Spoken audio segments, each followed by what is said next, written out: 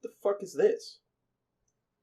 Was this some sort of religious obelisk or some shit? Hey! Who left this fucking religious artifact here? It is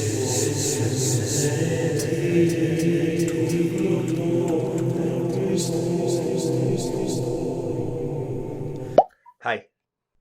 So, I bought an Xbox right here. This is the Xbox Series X.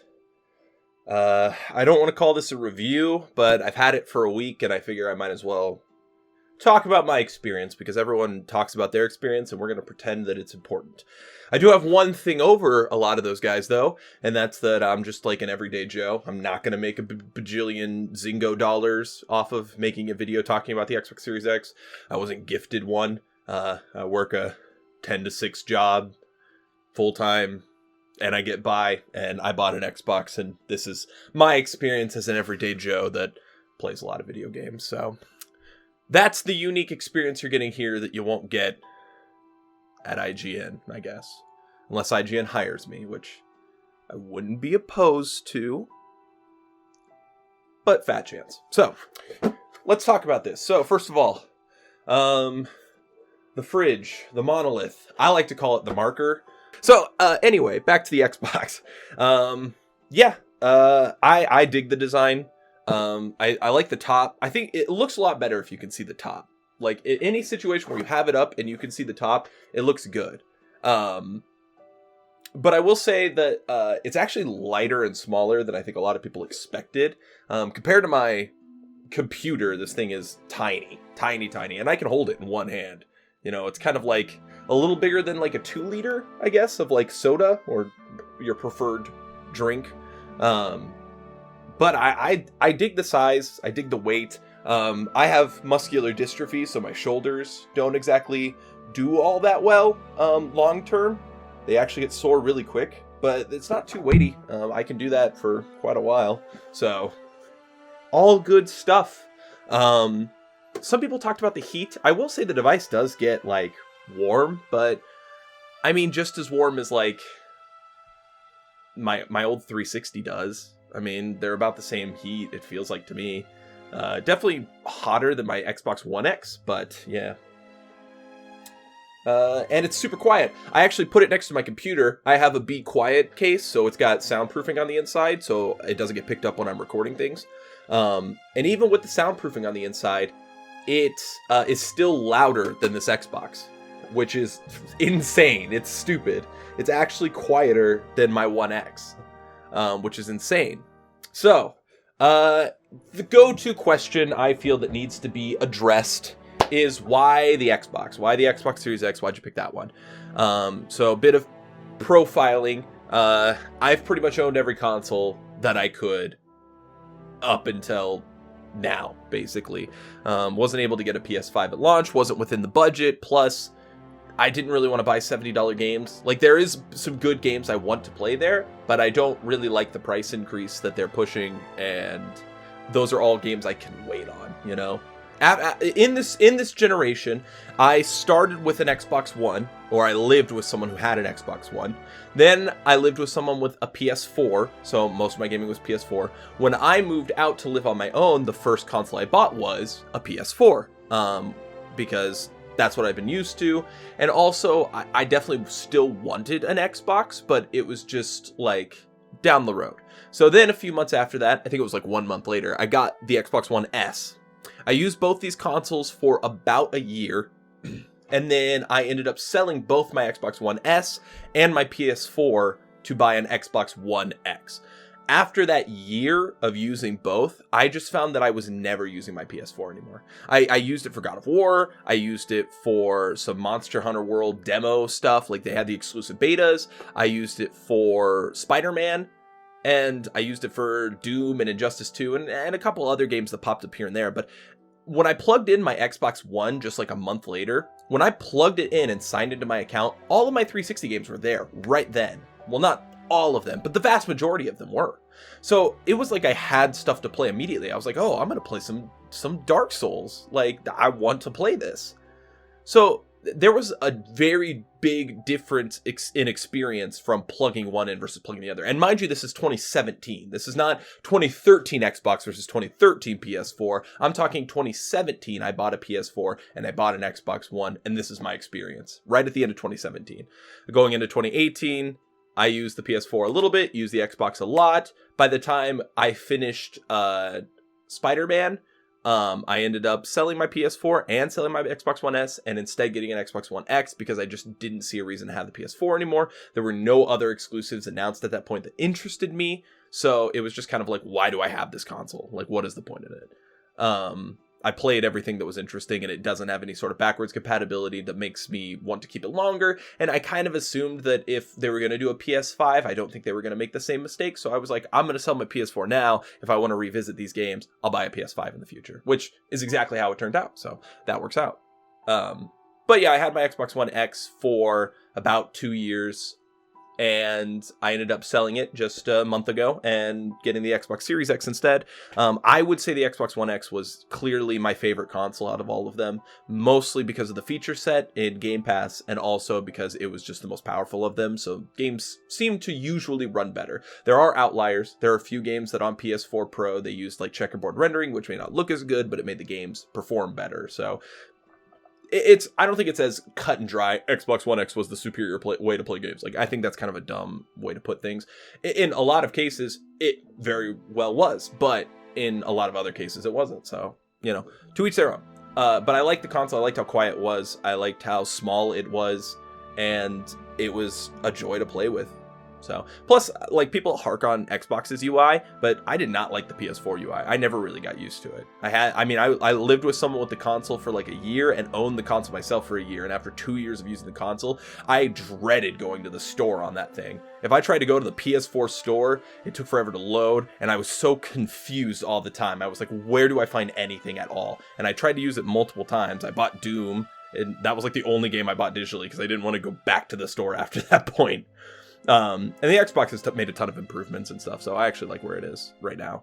But yeah, so PS5, Xbox Series X get announced, their stuff pops up.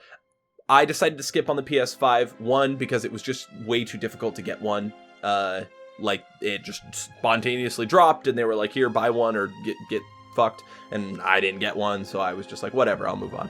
So I got the Xbox instead, because I was able to be there when it came up and actually get a pre-order put into Amazon, and I got it day of. So wasn't one of the few that got, well, I don't know if it was a few, but wasn't one of them that got it delayed or anything like that. So had it for a week now. I've been playing a lot of games, so let's go ahead and launch up the system and kind of talk about my experiences. So I'm going to go get my cords and plug this in, and you guys can watch me hobble out of the room. So here we go. This is the Xbox Series X dashboard. It looks just like the Xbox One X dashboard. Big surprise, big surprise. So these are the games I had installed. I also had Gears of War 4 and Gears of War Judgment, but I beat those. So yeah, these are the games I've kind of been playing. You'll notice that there's a large amount of Game Pass on the screen.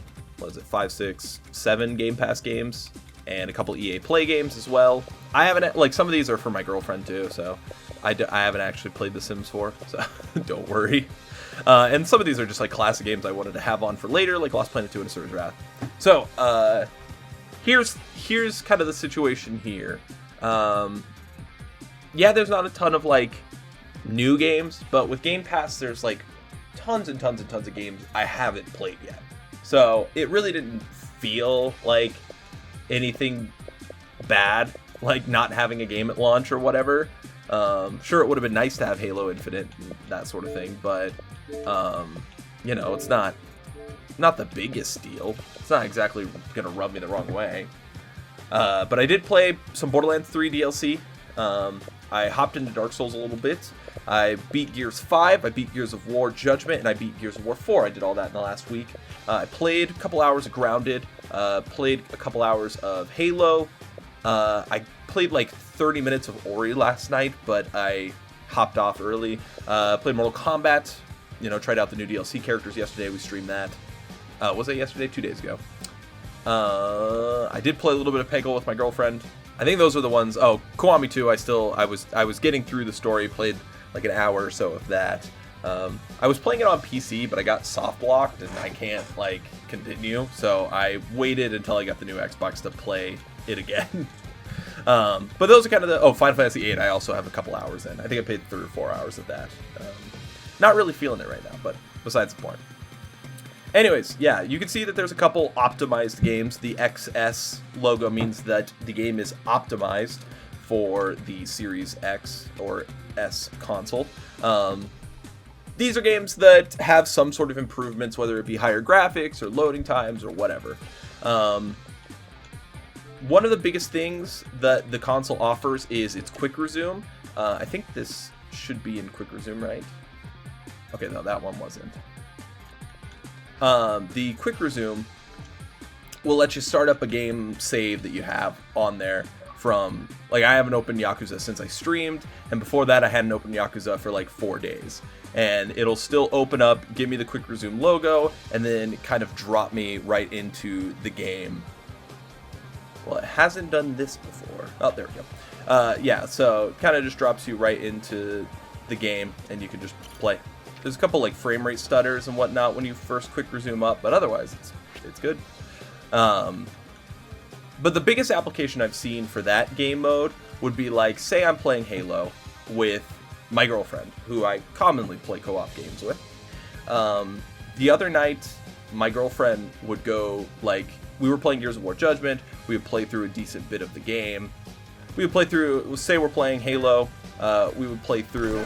Sorry, I realized I was playing at 120 FPS last time, and that's probably why this is taking longer. But we would play a little bit of Halo, because we like playing Halo together. We beat all the games earlier this year. We might play them again if I get a new TV or whatnot, or play them with the new settings and everything. Yeah, so say we're jumping through here, we're killing some guys. My girlfriend says, hey, I need to go to the bathroom. So she goes to the bathroom. While she's going to the bathroom, I can jump over to Yakuza,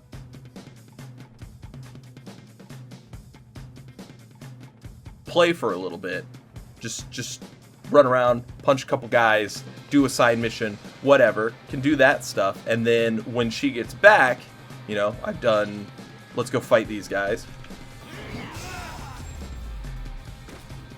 So yeah, I sit down, I do a fight, we have a good time, and then she gets back, and it's like, okay, back over to Halo, let's play a little bit longer. So that's the first, like commonplace application for this kind of thing that I can easily see. It's seamless, you know? You just switch between the thing, and then switch back, and it just works, and it's fine. The other thing, too, is that I'm surprised by how many games don't support the quick resume. That's been kind of one of the big things, too, is that looking at my games and apps, Borderlands 3 didn't, Dark Souls didn't, and Grounded didn't. Those were like the big... and Gears 5 didn't, which was like... those are like the easy ones. Like, like 2 of those are Xbox exclusives, and one of them's optimized. Like, how did those not support it? That was kind of weird. But yeah, it was very strange that games like Gears 5... Wait, what? Okay, now Gears 5 supports it? Did it receive an update? Okay. Well, there you go. It's still being updated. And that might be part of the reason. Yeah, sure enough. Yeah, there you go. What about Grounded? Do I still have a quick resume there? Okay, no, that one didn't. But yeah, it's quick resume. So there are a few things with quick resume. One, not every game supports it, which is odd. You'd think that would be something that out of the box would work with like everything, but it just kind of doesn't, which is fine. I don't think that that's like the biggest deal in the world, but it is a little odd that not every game supports that quick resume function. The other thing too is that there's not an easy way to know like what is quick resumed. That's kind of one of my biggest things right now is like I can't go into my games and like filter by quick resume games. There's no logo by them to let me know they're in quick resume. There's no priority list to let me know what's going to leave quick resume when I open a new game, or if a title's going to leave quick resume at all. There's no way to prioritize certain games, like maybe Mortal Kombat 11 is a game I constantly jump into the training room in for 15 minutes. Maybe I always want that game on quick resume, but you know, something like Ori that I only play once in a while, I don't need in quick resume all the time. So it's like, I wish I could change priority. I wish I could see what's actively in. I also, if you're downloading a game and you set something in quick resume, it doesn't like increase your download speeds because it's just here in the background, you know, waiting to be opened. But if you go and like specifically open another game and then close it, you'll force the last game into quick resume, and then your download speeds return to the higher speeds and not like low speeds because you're currently playing something else at the time. So that's another like weird tip that I saw that's just kind of odd, but yeah, that'll that's a good one to know for anyone else that gets an Xbox. Is if you want to keep your stuff in quick resume, but you want to be able to, you know, downloads like that. Some of these games load up so quick, it's crazy. Yeah, the thing you would have to do here is actually open up a different game, let it close, and then your download speeds return to normal. So definitely a weird thing. Quick resume is awesome. It just needs a little bit of touching up, a little more loving on, you know. So yeah, Xbox is wonderful. The loading times are insanely quick. There was I had a lot of clips of me just like checking out loading times, and it was just like stupid. Yeah, one interesting thing I did is that I played Mortal Kombat 11 before the optimization update went through, and then played it again after the optimization update, and it actually loaded quicker after it was optimized, which really surprised me that was something that they made changes for. I'm a big fan of the Xbox. I'm really happy with everything that I got here. I like the small improvements to the controller. It's mostly like latency stuff, like it just feels more responsive, which is half the console, half the controller. There's a lot more texturing. It just feels a little bit more premium than the Xbox One controllers did. So I'm a real big fan of it. But yeah, that's kind of it for everything I wanted to go over here. Quick resume still needs some touches, but that's like the only thing and it's a fantastic feature when it works. It really is. Like I said, I was flipping between playing Gears of War Judgment, which I didn't even really like, to Mortal Kombat 11 whenever I got like impatient, and just being able to slip back and forth was so nice. But also the biggest thing is that anytime you unplug this console and you take it on the go, or you know, anything like that, you can always boot up where you left off. Like as you saw here, I booted up Halo and Yakuza. I unplugged my console from the living room and brought it in here, and those games are still there. So pretty cool. But yeah, that's it for now. Sorry I haven't made a ton of videos. I wanted to make some videos while I was on vacation, but I ended up just playing Xbox like the whole week. Played a lot of games, had a lot of fun. But yeah, I'm going to call this one here. So thanks for tuning in. I got to get to editing this now. Otherwise, you guys have a good one. See you next time. I'd like to make more stuff. I've still got some stuff planned. I just need to kick myself in the butt to get it done. So, you know. Otherwise, see you soon. Peace.